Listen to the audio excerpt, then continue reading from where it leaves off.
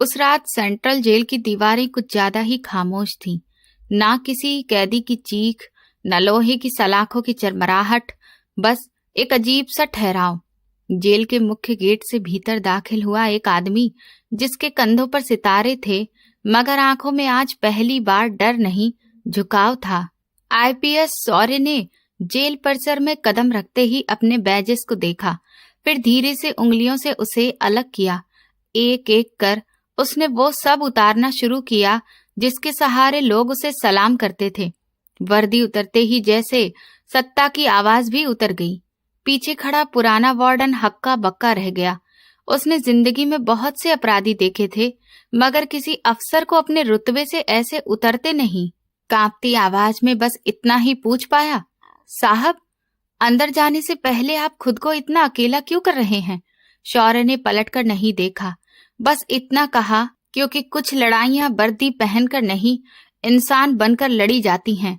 और फिर वो उस नौजवान कैदी की तरफ बढ़ गया, जिसके सामने पूरे सिस्टम की ताकत भी बौनी पड़ने वाली थी। दोस्तों, इस कहानी की शुरुआत आपको जितनी हैरान करती है, इसकी सच्चाई उतनी ही रोंगटे खड़े कर देने वाली है, क्योंकि ये कहानी सिर्फ एक अफसर और एक कैदी की नहीं, बल्कि एक ऐसी कुर्बानी की दास्तान है जिसे इतिहास में सुनहरे अक्षरों में लिखा जाना चाहिए। सेंट्रल जेल के हाई सिक्योरिटी बैरक नंबर 4 के सामने हर गुरुवार को वक्त जैसे थम सा जाता था। जब पूरे इलाके का आईपीएस एसपी पूरे ठाठ के साथ निरीक्षण पर निकलता, तो बाकी बैरकों के कैदी उसके रौब से सहम जाते। मगर जैसे ही वो बैरक नंबर 4 के पास पहुंचता, उसके कदम भारी हो जाते। वो अपने गनमैनों को पीछे हटने का इशारा करता और फिर वही काम करता जो नए स्टाफ की समझ से बाहर था। वो अपनी टोपी उतारता, बेल्ट खोलता और रुतबे वाली वर्दी उतारकर सफेद सादी कमीज पहन लेता, जिसे ड्राइवर खामोशी से थमा देता है। बाहर की दुनिया में कानून की पहचान रहा अफसर इस कोठरी के अंदर एक आम इंसान बनकर दाखिल होता और घंटों एक नौजवान कैदी के साथ जमीन पर बैठकर बातें करता रहता। कोई नहीं जानता था ये रिश्ता क्या है, मगर इस राज की जड़ें बरसों पहले एक दूर दराज के पिछड़े गांव की मिट्टी में दबी थीं, जहां शौर्य एक गरीब इंसान का इकलौता बेटा था। पिता की सारी दुनिया उसी बेटे में सिमटी थी और उनकी आंखों में बस एक ही सपना था कि बेटा पढ़ लिखकर बड़ा सरकारी अफसर बने, ताकि गांव के जालिम चौधरियों और गरीबी के अंधेरे से छुटकारा मिल सके। शौर्य बचपन से ही बहुत होशियार और साहसी था, मगर क्लास में उसका मुकाबला हमेशा एक ऐसे लड़के से रहता जो दौलत में डूबा हुआ था। उसका नाम था अभिषेक और वो इलाके के सबसे बड़े जमींदार का बेटा था। लेकिन कुदरत का खेल देखिए कि अभिषेक में रत्ती भर घमंड नहीं था। दोनों एक ही स्कूल में पढ़ते थे और उनकी दोस्ती इतनी गहरी थी कि लोग उन्हें दो शरीर एक जान कहते थे। शौर्य के पिता उसे अक्सर समझाते कि बेटा, अमीरों की दोस्ती कागज की नाव जैसी होती है, कभी भी डूब सकती है, अपनी हैसियत मत भूलना। मगर अभिषेक ने कभी शौर्य को यह एहसास नहीं होने दिया कि उनके बीच कोई फर्क है। वो अपनी महंगी गाड़ी छोड़कर शौर्य के साथ पैदल चलने में गर्व महसूस करता था। फिर वो दिन आया जब दोनों ने इंटर में पूरे जिले में टॉप किया और उनके सपनों को नए पंख मिल गए। शौर्य का बड़े कॉलेज में दाखिला हुआ और दोनों एक ही हॉस्टल के कमरे में रहने लगे। यहीं से जिंदगी का नया मोड़ शुरू हुआ, जहां अभिषेक के पास हर सुविधा थी, महंगी गाड़ी थी, जेब में भरपूर पैसे थे, जबकि शौर्य अपनी स्कॉलरशिप के थोड़े से पैसों में महीना काटता था। अभिषेक की महानता ये थी कि वो शौर्य के आत्मसम्मान का इतना ख्याल रखता कि कभी सीधे पैसे नहीं देता, बल्कि कोई न कोई बहाना बना देता ताकि शौर्य की इज्जत आहत ना हो। कभी कहता, यार, माँ ने घर से बहुत खाना भेज दिया है, अकेले नहीं खा पाऊंगा, मेरी मदद कर दे। तो कभी कहता, देखो, गलती से 2 शर्ट खरीद ली हैं, अब वापस कौन करेगा, तुम ही रख लो। शौर्य सब समझता था, लेकिन अभिषेक के निश्चल प्यार के आगे चुप रहता। दोनों की आंखों में एक ही सपना था कि वो सिविल सर्विसेज की परीक्षा देंगे और पुलिस सेवा में जाकर देश की तस्वीर बदल देंगे। अभिषेक अक्सर शौर्य के कंधे पर हाथ रखकर कहता, शौर्य, तुम बहुत बहादुर हो, देश को तुम जैसे अफसर की जरूरत है। और जब शौर्य हंसकर कहता कि अफसर बनने के लिए बड़ी सिफारिश चाहिए जो मेरे पास नहीं, तो अभिषेक तड़प कर जवाब देता, तुम्हारी मेहनत ही तुम्हारी सबसे बड़ी सिफारिश है। तुम बस पढ़ाई करो, तुम्हारे सपनों की रक्षा मैं करूंगा। दोस्तों, ये वो वादे थे जो हॉस्टल के उस छोटे से कमरे में किए गए थे, जहां दो दोस्त एक दूसरे के लिए जीते थे। लेकिन उन्हें अंदाजा भी नहीं था कि किस्मत ने उनके लिए ऐसा इम्तिहान लिख रखा है जो उनकी जिंदगी को हमेशा के लिए बदल देगा और उनकी दोस्ती को आग के दरिया से गुजरना पड़ेगा। कॉलेज के दिन बीतते गए और दोस्ती और गहरी होती गई, मगर कौन जानता था कि यही दोस्ती एक दिन सेंट्रल जेल की सलाखों के पीछे सिसकियां लेगी और एक दोस्त दूसरे दोस्त का कैदी बन जाएगा। ये पहली किस्त का वो मंजर है जो हमें उस पिछड़े गांव से शहर की चमक तक ले आया है, जहां तूफान से पहले की अजीब सी खामोशी छाई है। शौर्य, तुमने ये क्या कर दिया? अब तुम्हें कोई नहीं बचा पाएगा। तुम्हारी वर्दी का सपना एक गोली ने हमेशा के लिए मिटा दिया।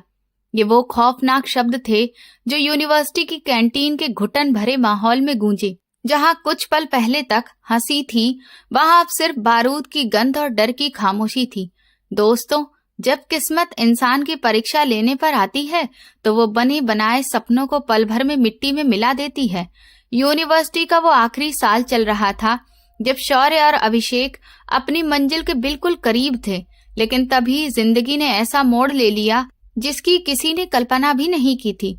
उन दिनों यूनिवर्सिटी में स्टूडेंट यूनियन के चुनाव का माहौल गरमाया हुआ था। हर तरफ नारे, गुटबाजी और दबाव का खेल चल रहा था। अभिषेक हमेशा ऐसी चीजों से दूर रहता था। वो शौर्य को भी समझाता रहता था कि यार, हमारा मकसद पढ़ाई है, हमें इन राजनीति वाले झगड़ों में नहीं पड़ना चाहिए। लेकिन शौर्य की रगों में जोश और साहस भरा हुआ था। वो गलत होते देख चुप नहीं रह सकता था। एक दोपहर जब कैंटीन में धूप सिर पर चढ़कर आग बरसा रही थी, कुछ राजनीतिक नेताओं के गुंडों ने एक जूनियर स्टूडेंट को घेर लिया। उसे भद्दी गालियां दी जा रही थी, धक्का मुक्की हो रही थी और सब लोग डर के मारे तमाशा देख रहे थे, क्योंकि उन लड़कों के पीछे बड़े नेताओं का हाथ था। लेकिन शौर्य से ये सब देखा नहीं गया। वह आगे बढ़ा और बीच बचाव करने लगा। तभी उन गुंडों ने शौर्य से उलझना शुरू कर दिया। बात हाथापाई तक पहुंच गई और गुस्से में एक लड़के ने पिस्तौल निकाल ली। शौर्य ने अपनी जान बचाने के लिए उसका हाथ झटका तो गोली चल गई और सीधे कैंटीन मालिक के पैर में जा लगी। वह आदमी लहू लुहान होकर जमीन पर गिर पड़ा। पल भर में अफरा तफरी मच गई। लोग इधर उधर भागने लगे और थोड़ी ही देर में पुलिस की गाड़ियां सायरन बजाती हुई पहुंच गईं। दोस्तों, ये सिर्फ एक गोली नहीं थी, ये शौर्य के सालों के सपनों पर पड़ा हुआ काला धब्बा था। मामला देखते ही देखते बड़ा राजनीतिक मुद्दा बन गया, क्योंकि उस नेता ने इसे अपनी इज्जत का सवाल बना लिया था। पुलिस पर दबाव डाला गया कि शौर्य को सबक सिखाया जाए। एफआईआर दर्ज कर ली गई और गवाहों ने बयान दे दिया कि झगड़ा शौर्य ने शुरू किया था। शौर्य अपनी आंखों के सामने अपनी पूरी जिंदगी बिखरते हुए देख रहा था। अगर उस पर केस चल जाता तो वो कभी यूपीएससी की परीक्षा नहीं दे पाता। उसके पिता के सपने, उसकी मेहनत, सब कुछ खत्म हो जाता। वो थाने के बाहर टूटे मन से बेंच पर बैठा था कि तभी उसके पिता गांव से दौड़ते हुए पहुंचे। वो दृश्य बहुत दर्दनाक था, जब एक बूढ़ा पिता अपने जवान बेटे के सामने हाथ जोड़कर रोने लगा और बोला, बेटा, मैंने तुझे मना किया था कि बड़े लोगों के झगड़ों में मत पड़ना। अब हमारा क्या होगा? सब कुछ खत्म हो गया। शौर्य की आंखों से आंसू थम नहीं रहे थे और उसके मन में बस यही सवाल था कि क्या सच बोलने और सही के साथ खड़े होने की यही सजा होती है। तभी वहां अभिषेक की गाड़ी आकर रुकी। अभिषेक तेजी से उतरा और शौर्य की तरफ देखे बिना सीधे इंस्पेक्टर के कमरे में चला गया। शौर्य को लगा शायद उसका दोस्त अपनी हैसियत और पहचान का इस्तेमाल करके उसे बचाने आया है। दिल में उम्मीद की एक हल्की सी किरण जगी। लेकिन करीब आधे घंटे बाद जब अभिषेक बाहर निकला तो उसका चेहरा बिल्कुल भावहीन था। उसने शौर्य की तरफ देखा तक नहीं, एक पल भी रुका नहीं और सीधा गाड़ी में बैठकर चला गया। शौर्य वहीं बैठा रह गया, जैसे किसी ने उसकी पीठ में छुरा घोंप दिया हो। उसके पिता ने भी उसे ऐसी नजरों से देखा मानो कह रहे हो, देख ली अमीर दोस्त की दोस्ती, थोड़ी देर बाद इंस्पेक्टर बाहर आया और हैरानी से बोला, तुम जा सकते हो, तुम्हारे खिलाफ कोई ठोस सबूत नहीं है। शौर्य खुशी और हैरानी से भर गया। उसे लगा जरूर अभिषेक ने अंदर कुछ ऐसा किया होगा जिससे मामला खत्म हो गया। वह अपने पिता को लेकर घर लौट आया और कई दिनों तक अभिषेक से संपर्क करने की कोशिश करता रहा, लेकिन उसका फोन लगातार बंद आता रहा। जब वो उसकी हवेली पहुंचा तो नौकरों ने बेरुखी से बताया कि छोटे साहब विदेश चले गए हैं। ये सुनते ही शौर्य के पैरों तले से जमीन खिसक गई। उसे समझ नहीं आ रहा था कि जो दोस्त साय की तरह साथ रहता था वो इतनी बड़ी मुसीबत में बिना कुछ कहे कैसे चला गया। क्या अभिषेक को उसके करियर की परवाह नहीं थी या उनकी दोस्ती सिर्फ कॉलेज तक ही थी? शौर्य के दिल में पहली बार अभिषेक के लिए कड़वाहट भर गई। उसे लगा कि अभिषेक ने उसे तो बचा लिया, लेकिन अब किसी आरोपी से रिश्ता नहीं रखना चाहता, या शायद वो डर गया कि उसके नाम से उसकी बदनामी हो जाएगी। दोस्तों, जब गलतफहमियां दिल में घर कर लेती हैं तो वो सबसे गहरी दोस्ती को भी अंदर से खोखला कर देती है। शौर्य ने अपने आंसू पोंछे और तय कर लिया कि अब वो किसी के सहारे के बिना अपनी मंजिल हासिल करेगा। लेकिन उसे ये नहीं पता था कि अभिषेक का यूं चुपचाप चले जाना ना तो स्वार्थ था और ना ही बेवफाई। सच्चाई के पीछे एक ऐसा दर्दनाक सच छुपा था जिसे जानकर शायद शौर्य की रूह भी कांप जाती। फिलहाल वो सिर्फ एक कड़वी याद के साथ अकेला रह गया था। अभिषेक का वो पत्थर सा चेहरा उसके सपनों में बार बार आकर उसे डराता था और वो सोचने लगा था कि क्या इस दुनिया में कोई किसी का अपना नहीं होता। यही वो मोड़ था जहां एक गरीब किसान के बेटे ने अपनी किस्मत खुद लिखने की ठान ली, बिना ये जाने कि उसका दोस्त अपनी जवानी की सबसे बड़ी कुर्बानी देकर उसके सिर पर एक भारी कर्ज छोड़ चुका है। यही वो किस्त थी जहां दो दोस्तों की राहें देखने में अलग हो गईं। एक कामयाबी की ओर बढ़ने लगा और दूसरा अंधेरे में गुम हो गया। लेकिन याद रखिए, सच चाहे जितना दबा दिया जाए एक दिन सामने जरूर आता है। शौर्य बेटा, उस भगोड़े और धोखेबाज का नाम अपनी जुबान पर मत लाया करो। उसने सिर्फ तुम्हारा भरोसा नहीं तोड़ा, बल्कि दोस्ती जैसे पवित्र रिश्ते को भी बदनाम कर दिया है। वो तो अपनी दौलत के नशे में चूर था, इसीलिए भाग गया। अच्छा हुआ जो वो तुम्हारी जिंदगी से निकल गया, वरना उसका साया तुम्हारे उजले भविष्य को भी अंधेरा कर देता। ये कड़वे शब्द थे जो शौर्य के कानों में हथौड़े की तरह गूंजे थे उस वक्त जब वो कामयाबी की ऊंचाइयों को छू रहा था। दोस्तों, वक्त किसी के लिए नहीं रुकता, वो चुपचाप गुजर जाता है और पीछे छोड़ जाता है यादों के निशान और दिल के जख्म। पूरे 5 साल बीत चुके थे। इन 5 सालों में शौर्य ने अपनी जिंदगी को नई दिशा दे दी थी। उसने अपने पिता के हर ताने को अपनी ताकत बनाया और दिन रात मेहनत करके यूपीएससी की परीक्षा में पूरे देश में अच्छी रैंक हासिल की। वो दिन उसके पिता के लिए गर्व का दिन था जब शौर्य ने पुलिस की वर्दी पहनी और उनके पैर छूकर आशीर्वाद लिया। लेकिन उस खुशी के बीच भी शौर्य की आंखें किसी को ढूंढ रही थीं। वो अभिषेक को ढूंढ रहा था, वही अभिषेक जिसने कभी कहा था कि तुम्हारी सफलता मेरी सबसे बड़ी जीत होगी। मगर अब वही अभिषेक शौर्य की नजर में एक ऐसा भगोड़ा था जिसने मुश्किल वक्त में साथ छोड़ दिया था। शौर्य की ट्रेनिंग पूरी हुई, वो पहले एसपी बना और फिर अपनी ईमानदारी और सख्ती की वजह से तरक्की करता चला गया। अपराधियों के लिए उसका नाम डर बन चुका था। ऐसा अफसर जिसकी नजर में किसी के लिए नरमी नहीं थी। उसने अपने पिता को तीर्थ यात्रा करवाई, उनका हर सपना पूरा किया, उनके लिए एक बड़ा सा घर बनवाया, मगर उसके अपने दिल का घर सूना ही रहा। वो कई बार रात की तन्हाई में अपनी वर्दी के सितारों को देखता और उसे अभिषेक के वो शब्द याद आते, शौर्य, तुम एक दिन बहुत बड़े पुलिस अफसर बनोगे। और फिर उसके अंदर गुस्से की आग जल उठती कि क्या अभिषेक ने उसे बचाया सिर्फ इसलिए था कि वो खुद ऐश करने विदेश चला जाए? क्या उसे जरा भी अंदाजा नहीं था कि उसके जाने के बाद शौर्य पर क्या बीती होगी? ये नफरत वक्त के साथ एक गहरी खाई बन चुकी थी। शौर्य अब एक ऐसा आईपीएस बन चुका था जिसका नाम सुनकर बड़े बड़े अपराधियों के पसीने छूट जाते थे। तभी किस्मत ने फिर खेल खेला और उसे उसी शहर में पोस्टिंग मिल गई जहां उसकी जिंदगी का सबसे बड़ा हादसा हुआ था। वही शहर जहां उसकी और अभिषेक की यूनिवर्सिटी थी। एक सुबह जब सूरज की पहली किरणें पुलिस लाइन के पेड़ों से छनकर शौर्य के ऑफिस की मेज पर पड़ी, उसे सेंट्रल जेल के निरीक्षण का आदेश मिला। ये एक सामान्य दौरा था जिसमें कैदियों की हालत और सुरक्षा व्यवस्था देखी जानी थी। शौर्य पूरे प्रोटोकॉल, चमचमाती गाड़ियों और सायरन के काफिले के साथ जेल पहुंचा।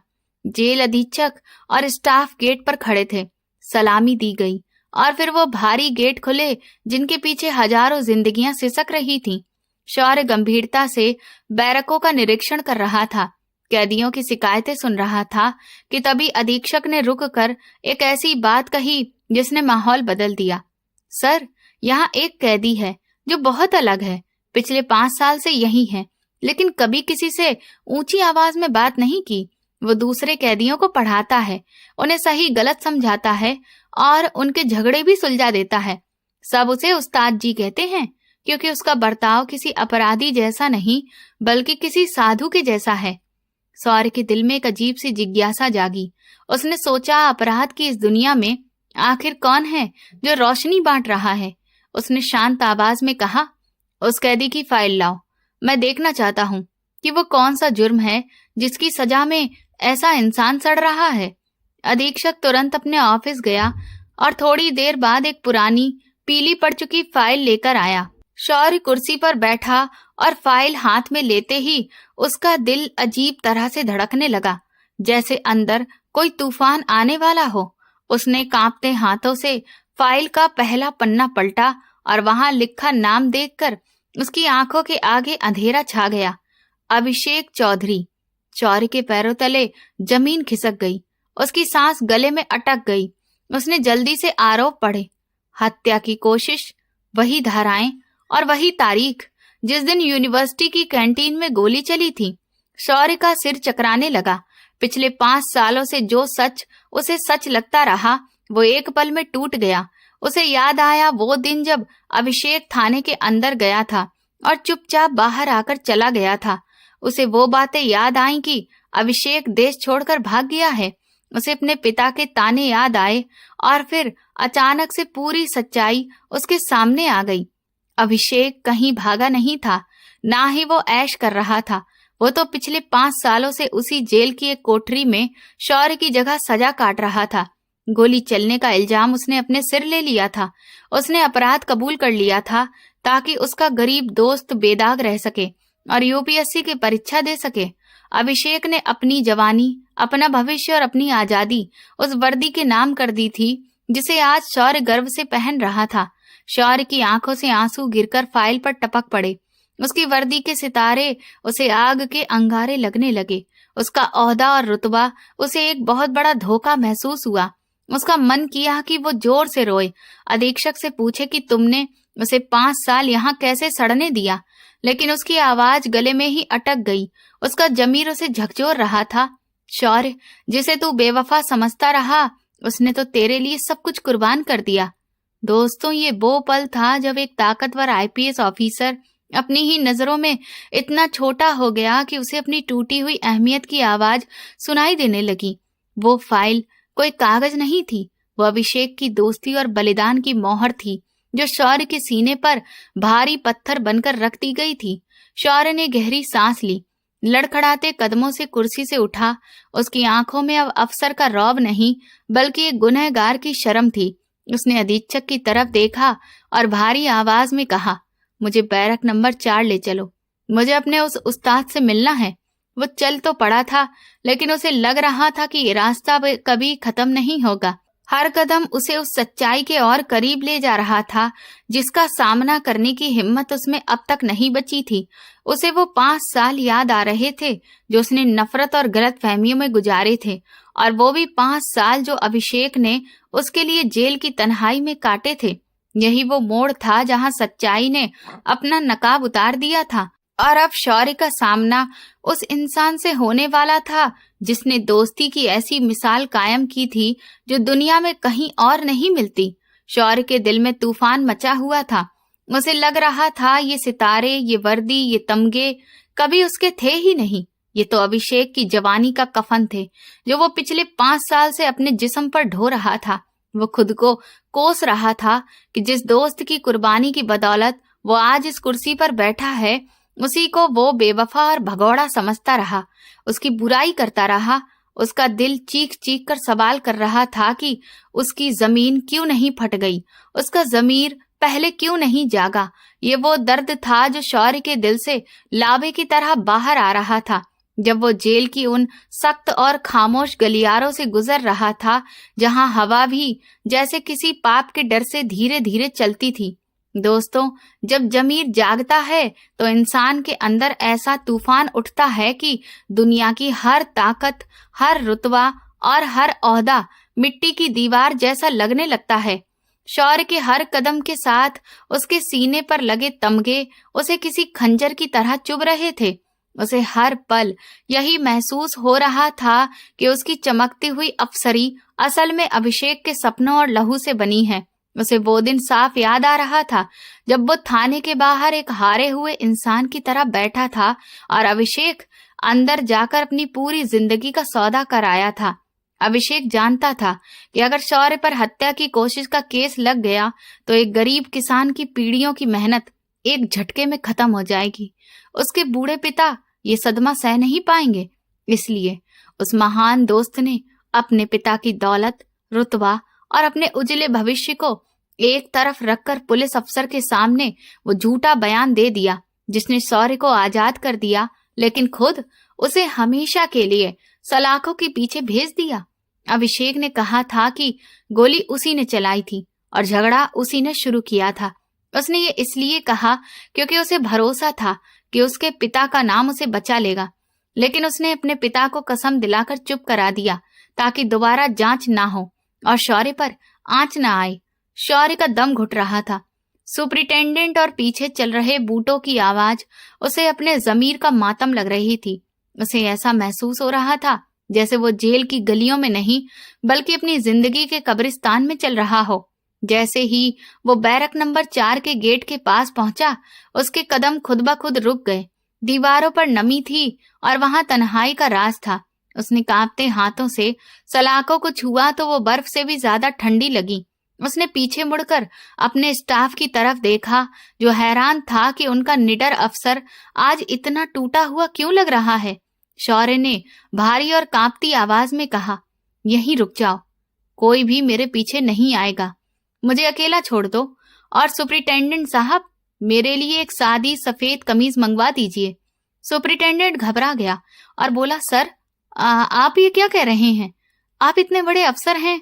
शौर्य ने अपनी टोपी उतारी और सिपाही के हाथ में थमाते हुए कहा, अफसरी ओहदे में होती है, इंसानियत में नहीं। आज मैं एक ऐसे इंसान के सामने जा रहा हूं जिसने मुझे यहां तक पहुंचाने के लिए अपना सब कुछ लुटा दिया है। मैं उसके सामने वर्दी पहनकर नहीं जा सकता हूं। उसने कांपते हाथों से वर्दी के बटन खोले, जैसे हर बटन के साथ उसके गुनाहों की जंजीर टूट रही हो। उसने बेल्ट खोली और फिर वो वर्दी उतार दी जिसके सितारे उसे 5 साल से बोझ और धोखा लग रहे थे। सिपाही ने उसे सादी सफेद कमीज दी जिसे उसने पहन लिया। शौर्य चाहता था कि वो अभिषेक के सामने ऑफिसर बनकर नहीं बल्कि वही पुराना दोस्त बनकर जाए जो कभी गांव की धूल भरी गलियों में उसका हाथ पकड़कर चलता था। जैसे ही वो बैरक के अंदर गया, वहां अजीब सी शांति और सुकून था। सामने जमीन पर एक आदमी बैठा था जिसकी दाढ़ी में सफेदी आ चुकी थी और आंखों के नीचे गहरे घेरे थे जो उसकी जागी हुई रातों की कहानी कह रहे थे, लेकिन आंखों में वही पुरानी सच्चाई और शांति थी। अभिषेक एक दूसरे कैदी को सामने बैठाकर किसी पुरानी किताब से उसे जीवन का रास्ता समझा रहा था, सही और गलत का फर्क बता रहा था। शौर्य के कदमों की आहट सुनकर अभिषेक ने धीरे से सिर उठाया। जैसे ही दोनों की नजरें मिली, सब कुछ थम सा गया। वक्त रुक गया और यादों का सैलाब दोनों के बीच आ गया। शौर्य अपने आंसू रोक नहीं पाया और वहीं अभिषेक के पैरों में गिर पड़ा। वो उसके पैर पकड़कर बच्चों की तरह फूट फूट कर रोने लगा और बार बार बस यही कह रहा था, अभिषेक मुझे माफ कर दे, भगवान के लिए मुझे माफ कर दे। मैं बहुत बड़ा बेवकूफ था। मैं अंधा था कि जिसने मेरे लिए अपनी जिंदगी कुर्बान कर दी उसे मैं गद्दार समझता रहा। मैं तुम्हें 5 साल तक कोसता रहा और तुम यहाँ इस नरक में सड़ते रहे। तुमने ऐसा क्यों किया मेरे भाई? तुमने मुझे सच क्यों नहीं बताया? तुमने मुझे इस गुनाह के बोझ तले क्यों दबाए रखा? अभिषेक के चेहरे पर वही उदास लेकिन दिल छू लेने वाली मुस्कान आ गई जो कॉलेज के दिनों में सबका दिल जीत लिया करती थी। उसने अपने मैले और खुरदरे हाथों से शौर्य के आंसू पोंछे और उसे जबरदस्ती उठाकर अपने सीने से लगा लिया। अभिषेक की आवाज में वो ठहराव था जो बरसों सिर्फ तन्हाई और सब्र के बाद आता है। उसने कहा, पागल हो गया है क्या शौर्य? रोना बंद कर। तू एक पुलिस अफसर है, लोग देखेंगे तो क्या कहेंगे? और जहां तक सच बताने की बात है, अगर मैं तुझे सब बता देता तो क्या तू मुझे जेल जाने देता? तू कभी नहीं मानता, तू बहुत जिद्दी है। तू खुद अपना जुर्म कबूल कर लेता और फिर आज इस देश को वो ईमानदार और बहादुर अफसर कैसे मिलता जिसकी आज हजारों गरीबों को जरूरत है। मेरे पास तो बाप दादा की दौलत थी, सैकड़ों एकड़ जमीन। मेरा जेल जाना कोई बड़ी बात नहीं थी। मैं यहाँ भी जी रहा हूँ, यहाँ भी इंसान ही रहते हैं। मगर तेरे पास तो सिर्फ एक सपना था जो तेरे पूरे परिवार की उम्मीद था, और मैं अपने दोस्त का सपना अपनी आंखों के सामने मरता हुआ कैसे देख सकता था? शौर्य, तेरी कामयाबी ही असल में मेरी आजादी थी। शौर्य तड़पकर अभिषेक के कंधे पर सिर रख देता है और भारी आवाज में कहता है, लेकिन अभिषेक, तेरी जवानी, तेरे वो 5 साल जो तूने अंधेरी कोठरी में काटे, तेरे वो सपने जो मिट्टी में मिल गए, और तेरे पिता जो आज भी तेरी राह देखते देखते बूढ़े हो गए, उनका जवाब कौन देगा? अभिषेक जेल की छोटी सी खिड़की से दिख रहे आसमान के टुकड़े की ओर देखता है, लंबी सांस लेता है और कहता है, शौर्य, अगर मेरी जिंदगी के कुछ सालों की खामोशी किसी गरीब के घर में उजाला भर दे तो ये सौदा महंगा नहीं है। मैंने तो बस अपनी दोस्ती का फर्ज निभाया है जो हमने स्कूल की उस टूटी हुई बेंच पर बैठकर तय किया था। तूने वर्दी पहनकर मेरा सपना पूरा कर दिया। मेरे लिए यही बहुत है। उस पल शौर्य को महसूस हुआ कि अभिषेक का कद, उसकी महंगी वर्दी, उसके बड़े ओहदे और उसकी पूरी दुनिया से कहीं ऊंचा है। उसके अंदर एक ऐसी आग जल उठी जिसने उसकी सारी थकान और डर को जलाकर राख कर दिया था। उसने अभिषेक का हाथ कसकर पकड़ा, उसकी आंखों में आंखें डालकर कहा, अभिषेक, मैं अब तुझे यहाँ एक पल भी और नहीं रहने दूंगा। ये मेरा तुझसे वादा है। मैं दोबारा जांच कराऊंगा। मैं उन सियासी गुंडों को उनके अंजाम तक पहुंचाऊंगा। मैं अदालत में खड़े होकर साफ साफ कहूंगा कि गुनहगार मैं हूं, तू नहीं। मैं इस सड़े हुए सिस्टम से लड़ूंगा, चाहे मुझे अपनी वर्दी उतारनी पड़े, चाहे मुझे खुद इस बैरक में आना पड़े, लेकिन मैं तुझे सच की इज्जत दिलाकर यहाँ से बाहर लेकर जाऊंगा। अभिषेक मुस्कुराया। शौर्य के सिर पर प्यार से हाथ रखा और बोला, शौर्य, इतना भावुक मत हो। सच अपना रास्ता खुद बना लेता है। अगर भगवान ने चाहा तो मैं बाहर आ ही जाऊंगा। तू बस अपना काम ईमानदारी से करता रहे। दोस्त, वो मंजर कितना भारी और दिल हिला देने वाला था जब एक सूबे का इतना बड़ा अधिकारी जेल के गंदे फर्श पर बैठकर एक कैदी के मैले हाथ चूम रहा था और अपने आंसुओं से उन जख्मों को धोने की कोशिश कर रहा था जो उसने कभी ना समझी में अपने दोस्त को दिए थे। बाहर खड़ा पूरा स्टाफ ये देखकर सन्न रह गया कि आज कानून की सख्ती कैसे इंसानियत के सामने झुक गई है। ये वही पल था जहां शौर्य को अपनी जिंदगी का असली मकसद मिल गया था और अभिषेक की बेआवाज वफादारी ने उसे सिखा दिया था कि दुनिया में सबसे बड़ा ओहदा इंसान होना है। शौर्य के अंदर अब एक नया जज्बा जन्म ले चुका था। वो अब सिर्फ एक पुलिस अफसर नहीं रहा था, बल्कि अपने दोस्त का वो सिपाही बन चुका था जिसे हर हाल में सच की जीत तय करनी थी। अभिषेक की वो मुस्कान शौर्य के दिल में एक मशाल बनकर जल रही थी जो उसे अब कभी अंधेरे में भटकने नहीं देगी।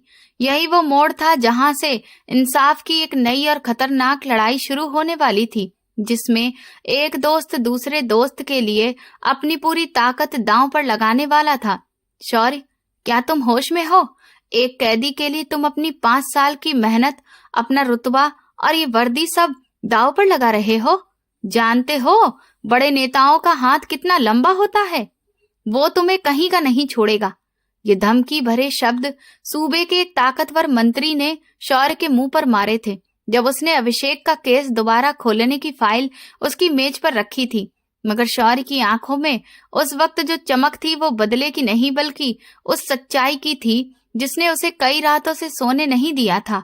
उसने ठंडी लेकिन पक्की आवाज में जवाब दिया, मंत्री जी, आपको मेरी कुर्सी की चिंता है और मुझे उस इंसान की जवानी का हिसाब देना है जो मेरी जगह उन अंधेरी दीवारों के बीच सड़ता रहा। याद रखिए, वर्दी नौकरी बचाने के लिए नहीं, सच बचाने के लिए पहनी जाती है। अगर सच की कीमत मेरी ये नौकरी है तो मैं आज ही इस्तीफा देने को तैयार हूँ।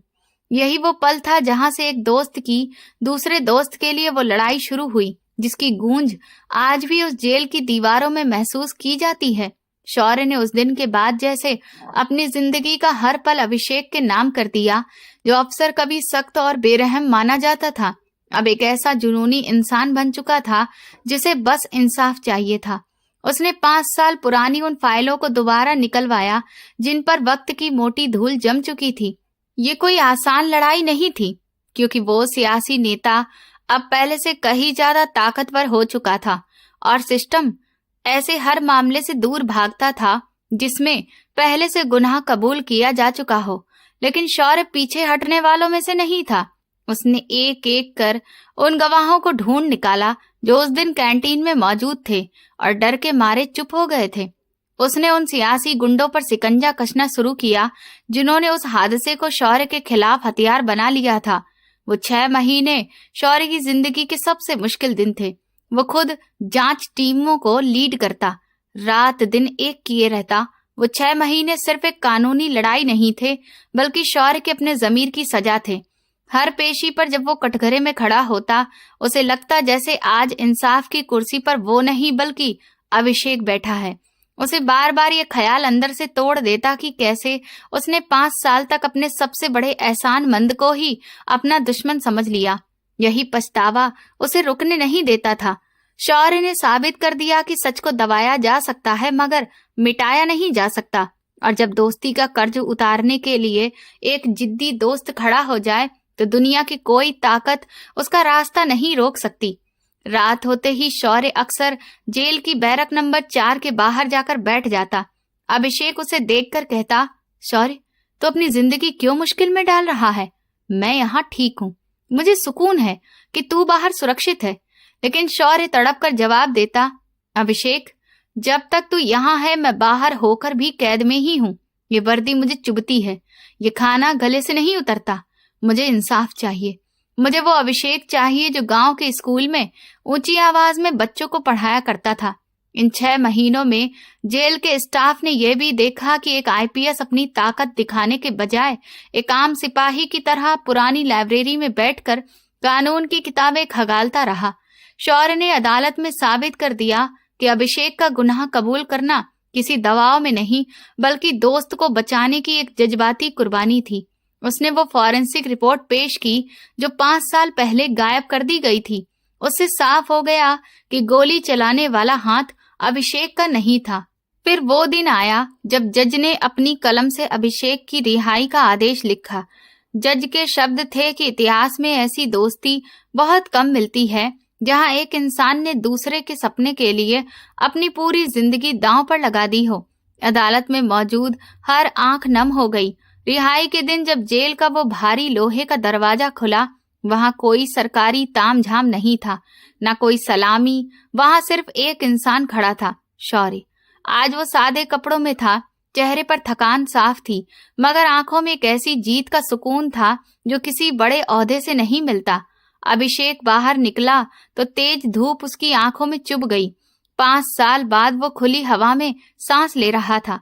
शौर्य ने आगे बढ़कर उसे वो सलाम किया जो उसने आज तक किसी मंत्री या बड़े अफसर को इतने दिल से नहीं किया था। अभिषेक घबराकर बोला, शौर्य, ये क्या कर रहा है? मैं एक कैदी हूँ और तू ऑफिसर है। शौर्य रोते हुए बोला, अभिषेक, ये सलाम उस इंसान के लिए है जिसका कलेजा इस दुनिया से बड़ा है। ये सलाम उस दोस्ती के लिए है जिसने मुझे इंसान बनाया। अगर तू नहीं होता तो शायद मैं आज भी एक बेरहम अफसर होता जिसके पास ओहदा तो होता मगर आत्मा नहीं। जब दोनों गाड़ी में बैठकर अपने गांव की तरफ चले तो पूरे रास्ते खामोशी रही, मगर वो खामोशी 1000 शब्दों से भारी थी। गांव पहुंचते ही शौर्य का बूढ़ा पिता सामने आया, वही इंसान जो कभी अभिषेक को अमीर और धोखेबाज कहा करता था। जैसे ही उसने पूरी सच्चाई सुनी, उसके पैरों से जान ही निकल गई। वो धड़ाम से अभिषेक के पैरों में गिर पड़ा और रोते हुए बोला, बेटा, मुझे माफ कर दे। मेरी जुबान गंदी थी। जिसने मेरे बेटे को नई जिंदगी दी, मैं उसी को बुरा कहता रहा। मुझे माफ कर दे। अभिषेक ने उसे फौरन उठाया, उसके हाथ पकड़कर बोला, चाचा, आप मेरे पिता जैसे हैं। पिता से कोई शिकायत नहीं होती। आपकी दुआओं की वजह से ही आज मैं और शौर्य साथ खड़े हैं। उस रात गांव के उस छोटे से कच्चे घर में किसी मेले के जैसा माहौल था, मगर वो खुशी शोर शराबे वाली नहीं थी, बल्कि दिल से निकली हुई कृतज्ञता वाली थी। अभिषेक ने तय कर लिया था कि अब वो जमींदारी या रुतबे की जिंदगी नहीं जिएगा, बल्कि शौर्य के साथ मिलकर उसी मिट्टी का कर्ज उतारेगा जिसमें वो पला बड़ा था। दोनों दोस्तों ने मिलकर गांव के उसी जर्जर से पुराने स्कूल को एक बड़े और अच्छे शिक्षा केंद्र में बदल दिया। अब वहां गरीब बच्चों को सिर्फ किताबें ही नहीं मिलती, बल्कि इंसान बनने का तरीका, सही गलत की समझ और दूसरों के लिए जीने का हौसला भी सिखाया जाता है। शौर्य जब भी अपनी वर्दी पहनता है और आईने के सामने खड़ा होता है तो उसे उसमें अपना चेहरा नहीं बल्कि अभिषेक की परछाई दिखाई देती है। वो जानता है कि ये वर्दी उसकी काबिलियत की नहीं बल्कि उसके दोस्त की उस बड़ी कुर्बानी की अमानत है जिसने अपनी जवानी के 5 साल जेल की सलाखों के पीछे गुजार दिए। अक्सर लोग कहते हैं कि इस दुनिया में कोई किसी का नहीं होता। कहते हैं कि पैसा हर रिश्ते को खरीद लेता है, लेकिन अभिषेक और शौर्य की ये कहानी हमें बताती है कि जब दो दिल सच्चाई से जुड़ जाएं, तो वक्त की कैद और हालात की जंजीरें भी उन्हें तोड़ नहीं पाती। अभिषेक ने अपनी आजादी देकर शौर्य का सपना बचाया और शौर्य ने अपना ओहदा दांव पर लगाकर अभिषेक का सम्मान वापस दिलाया। यही असली इंसानियत है जो कुर्सी और पद से कहीं ऊपर होती है। जिंदगी तो हर कोई जी लेता है, मगर असली जिंदगी वही होती है जो किसी और के काम आ जाए। अभिषेक के वो 5 साल बेकार नहीं गए, बल्कि उन्होंने एक ऐसा रास्ता बना दिया जो अब हर गरीब और मजबूर इंसान की ढाल बन चुका है। आज भी जब लोग उन दोनों दोस्तों को स्कूल के आंगन में बच्चों के बीच बैठा देखते हैं तो उन्हें समझ आ जाता है कि जीत हमेशा सच और निस्वार्थ प्यार की ही होती है, चाहे उसकी कीमत कितनी भी बड़ी क्यों ना हो। याद रखिए, आपका पद आपकी पहचान नहीं होता, बल्कि वो काम आपकी पहचान होता है जो आपने बिना दिखावे के किसी के लिए किया हो। अभिषेक और शौर्य की ये कहानी आने वाली पीढ़ियों के लिए एक रास्ता बनकर रहेगी, खासकर उनके लिए जो दोस्ती को सिर्फ एक शब्द समझते हैं, क्योंकि दोस्ती असल में वो रिश्ता है जो त्याग और समर्पण से पूरा होता है। और यही वो सच है जो उन जेल की दीवारों ने सबके सामने रख दिया कि इज्जत कुर्सी में नहीं बल्कि उस दिल में होती है जो दूसरों के लिए धड़कना जानता हो। तो दोस्तों, अगर आपको हमारी ये कहानी पसंद आई है तो प्लीज कमेंट करके जरूर बताएं। वीडियो को लाइक करें, हाइप दें और ज्यादा से ज्यादा शेयर करें।